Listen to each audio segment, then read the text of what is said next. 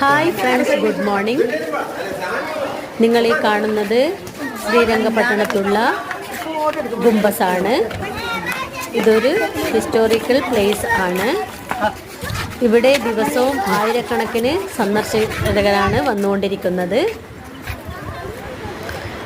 ഈ ഗുംബസിനകത്താണ്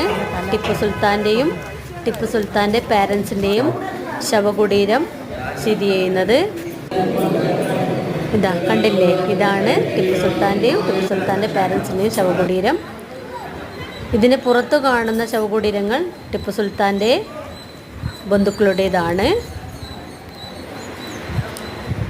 നിങ്ങളെല്ലാവരും ഈ ഗുംബസ് കണ്ടില്ലേ? Okay friends, bye bye.